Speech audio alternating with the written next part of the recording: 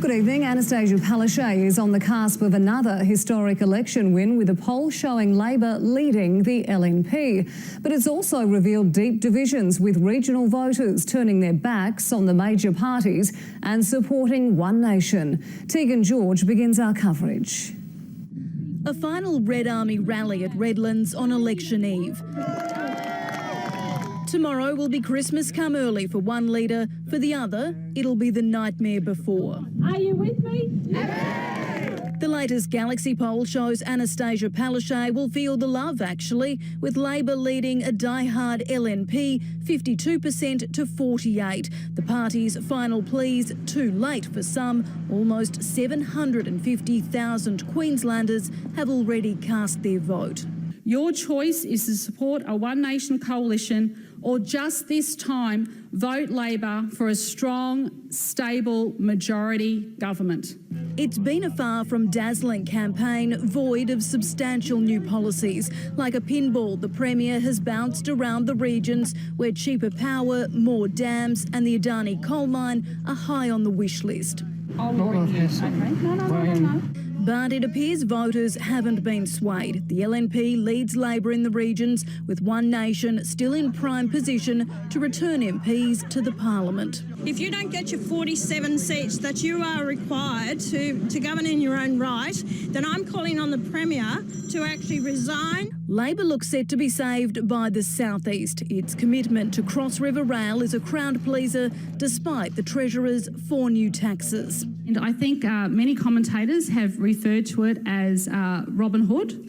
I don't mind being compared to Robin Hood. The overall primary vote has Labor, the LNP and Katter's Australian Party all up. Support for One Nation is down a whopping 6%, while the Greens remain steady. The numbers look good for Labor at the moment, but as Annastacia Palaszczuk and Campbell Newman found out the last time round, absolutely anything can happen on polling day. I was slightly confident. You know, you've got to believe in yourself. Tegan George, 10 Eyewitness News. And the Premier joins us now. Premier, thank you for your time. 4 new taxes. Good afternoon. 4 new taxes announced 2 days before election day. Is this sneaky? It applies to less than 1% of Queenslanders. I wanted to be upfront and honest with Queenslanders, and that's why I made it very clear to them that less than 1% of the Queensland population will feel the effect of them. And let's be very clear, we're talking here about luxury cars over $100,000. And yes, we're going to ask those people to pay a bit more. And if you own property over $10 million, excluding your principal place of residence, yes, we're going to ask you to pay a bit more.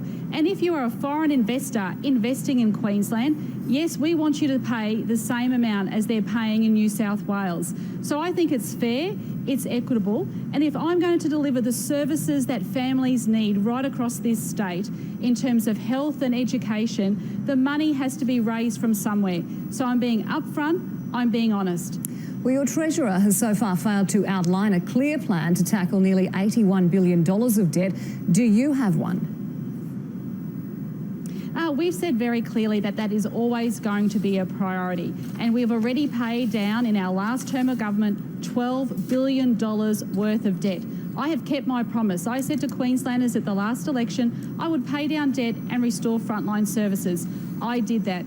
Now my commitment to Queenslanders is a clear focus on jobs, health and education. It is absolutely vital that we ensure that people across our state get into work and get into employment. That is why my government has secured 134,300 jobs across Queensland working with business and industry. And honestly, Queensland's best days are ahead of us, and I don't want to see Queensland go backwards. I want to see Queensland go forward. Premier, do you think you've done enough to convince Queenslanders to vote for you tomorrow? Look, I've worked incredibly hard. I am inspired each and every day by the people of this great state that I meet. I am humbled to be the Premier of Queensland, but tomorrow there is a clear choice. And let me remind everybody, your vote is absolutely vital, and that is whether or not you back my government and give us a Labor majority to continue the good, decent, hard-working government that we have been delivering for Queenslanders, or are you going to put in place an LNP coalition government with One Nation and make Tim Nicholls the Premier. That is the deal they have done. I don't want to see Queensland go backwards. I believe our best days are ahead of us.